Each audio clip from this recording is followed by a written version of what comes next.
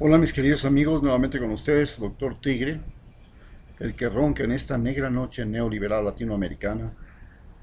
Y hoy hablaremos de lo que es el proceso de construcción de la Constitución y del nuevo país propuesto por Rafael Correa y realizado durante los años 2006 a 2008. La Constitución fue una lucha muy difícil y vale señalar que esta Constitución marcó la pauta para muchas constituciones en América Latina y en el mundo, porque por primera vez una constitución señalaba los derechos de la naturaleza. Fue difícil hacerlo.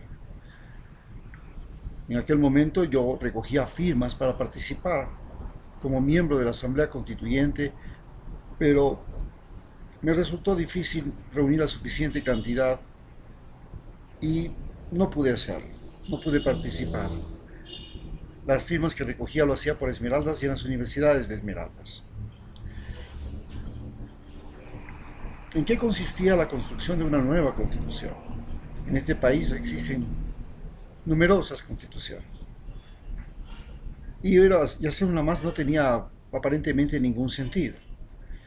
Pero en realidad hacía falta una nueva constitución porque en 1998 se hizo una constitución especial que permitió a los banqueros asaltar el Banco Central, autootorgarse préstamos, conseguir que el Banco Central les dé inclusive el dinero de la Reserva Monetaria Internacional, invertir mal esos préstamos en camaroneras, en dinero que salía del país a paraísos fiscales y lo volvían a introducir una vez que los dólares subían de precio.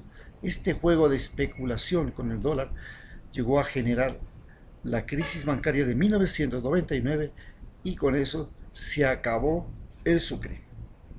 Entonces, hacía falta sí una nueva constitución.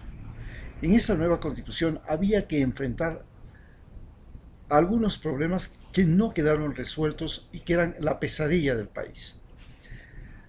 El primer problema que teníamos, por supuesto, y lo habíamos vivido, era la presencia de los militares, que los militares eran los que decidían la suerte y muerte en este país, quiénes se quedaban y quiénes se iban. Por supuesto, no eran la misma calidad de militares que en Chile, en Argentina, en Brasil, en Uruguay, en México, donde los militares, además de ser asesinos, se creían dueños del país. En Ecuador hubo una época, la de Rodríguez Lara, en que los militares fueron enviados a estudiar en los mejores centros de estudio del mundo para formación de militares. Y los militares eran en ese momento de tendencia de izquierda en Ecuador, a diferencia de lo que pasaba en el resto de América Latina. Y los militares de izquierda nacionalizaron el petróleo, nos hicieron pertenecer a la OPEP y cogieron el dinero de la época petrolera, porque hablamos de Rodríguez Lara en 1974, y Ecuador comenzó a ser un país exportador de petróleo. En ese momento tuvo 10 veces más presupuesto que antes. ¿Qué hicieron con el presupuesto? Bueno, mejoraron la educación, hicieron muchas escuelitas, todas unidocentes, se hicieron carreteras, especialmente por ejemplo las carreteras de la zona de la costa, en la zona de Santo Domingo, y se hicieron, pues se presupuestó las universidades. Gracias a ellos, aquella idea de libre ingreso universitario, de que todos podían entrar a la universidad, se pudo financiar. Y en el Ecuador había libre ingreso a las universidades y muchas personas que nunca tuvieron el sueño de ser universitarios ni la posibilidad pudieron estudiar en una carrera universitaria.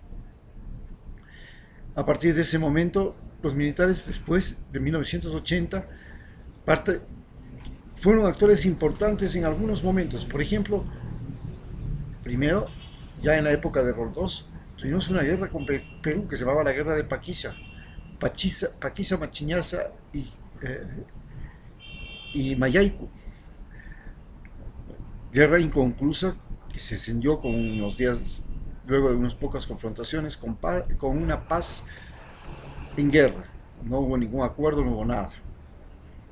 Pasaron los años y luego en 1995 ya se da un conflicto bélico armado que dura largo tiempo, más de lo que se pensaba.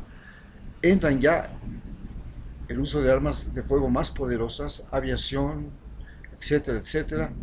Y se termina este conflicto con la firma de un acuerdo entre Ecuador y Perú en la cual se ratifica lo que Perú reclamaba, que era la cordillera del Cóndor, que ellos se llevaron, y bueno, parecía que fue una pelea inútil.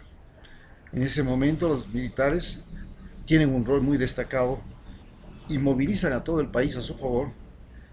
Estaba de ministro el general José Gallardo, amigo personal, y considerado uno de los mejores militares de la historia del país, y un hombre muy valiente que por primera vez hizo que el ejército ecuatoriano mostrara un gesto de honor, valentía y hasta se dice que tuvo una victoria militar, aunque una derrota diplomática nuevamente.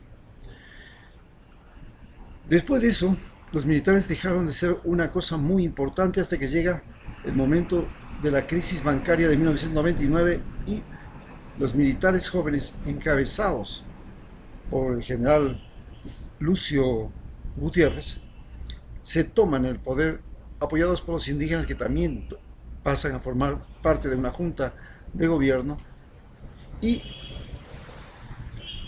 vuelven a ser los militares actores estelares de la vida nacional. Pero se acuerda, por presión de la embajada norteamericana, devolver el mando al vicepresidente, el doctor Palacio, y los militares esperan la siguiente oportunidad, encabezados por Lucio Gutiérrez, que sueña ser otro coronel como Chávez y hacer también su revolución, pero termina traicionando a Chávez, que le financia en su campaña presidencial, y finalmente llega a ser presidente, un presidente que le traiciona a Chávez y se pasa al lado de George Bush. Esto le costó. A los 2 años se representa un movimiento que se llama el Movimiento de los Forajidos, y este movimiento de los forajidos logra derrocar a Gutiérrez e instala a su vicepresidente, y instala también a la burocracia de Quito nuevamente en el poder. Bien, en este momento, cuando se hace la Constitución, había que ponerle un tope a los militares. Y esto no fue fácil. Las leyes que salieron en la Asamblea Constituyente no les gustó mucho, pero lo que menos les gustó fue que les quitaran los premios, les quitaran las prebendas, les quitaran los colegios que tenían, las universidades las cambiaran en su aspecto, las hicieran de otra forma, sus villas, sus urbanizaciones, sus clubes deportivos, sus canchas de equitación, sus casinos, sus autobuses, su vida aparte, eran un estado dentro de otro estado. Cuando se sucede esto, viene la reacción. Se levantan el 30 de septiembre y pretenden derrocar al presidente, encabezados por la policía y respaldados por la Fuerza Aérea. Pero el ejército toma partido por Correa y lo devuelve al poder. La Constitución no logra en sí neutralizar el poder de los militares. La Constitución, a su vez, también comienza a cuestionar la educación católica y el poder de la religión. La Iglesia tenía un poder todavía desde la época colonial, continuaba con ese poder a pesar de que Eloy Alfaro separó la Iglesia del Estado. Sin embargo, la Iglesia era la mayor empresa de educación privada del país. Había colocado presidentes numerosos, Yamil Mahuad, su sucesor, Osvaldo Hurtado, eran gentes de la Universidad Católica.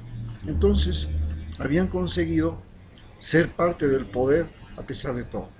Cuando comenzaron a regularles a través de la Constitución su poder, declararon que la Constitución era abortea. En tercer lugar estaban los medios de comunicación. Los medios de comunicación pertenecían a clanes familiares, y estos clanes familiares tampoco aceptaron una constitución que les privara de todo lo que había sido el juego del poder en el Ecuador. Ellos decían y juzgaban y tumbaban presidentes sin ningún empacho, eran los dueños del poder porque hacían las campañas electorales, ellos tomaban partido por campañas electorales, ellos hacían la propaganda del candidato que ellos consideraban que debía ganar, y a su vez le hacían un gran escándalo, un gran problema a los candidatos o a los presidentes y a los funcionarios que no les gustaba. Esto tampoco logró ser controlado, y a pesar de que se hizo una ley de comunicación, se creó una superintendencia de comunicaciones, hoy todo eso se ha venido atrás y se ha echado al olvido. El siguiente problema fue, por supuesto, el poder de los ricos. A los ricos se les comenzó a sitiar a través del control de los impuestos. Se le colocó una superintendencia de compañías, se les creó leyes laborales y se cambió la libre contratación por periodos cortos, por tercerización, era que no se hacían cargo del trabajador ellos, sino que contrataban a un capataz, un intermediario que contrataba a la gente, y de esa manera no tenían que pagar el seguro, no tenían que pagar el 13º, el 14º, las utilidades. Y cuando llega Correa y pone leyes que les perjudican en la Constitución a los empresarios, estos también reaccionan organizándose para contrarrestar. Finalmente, quedaba todavía el poder de los clanes, el poder de los grupos politizados que se habían tomado los sindicatos, sobre todo los sindicatos del Estado, el sindicato de educadores, el sindicato de médicos, el sindicato de empleados públicos, y el sindicato incluía a los empleados de Petroecuador. Estos sindicatos eran marxistas, leninistas, y si no eran, parecían. Durante todas las décadas anteriores, ellos fueron los primeros agitadores de las masas, especialmente en las áreas urbanas, a través de los estudiantes y los profesores.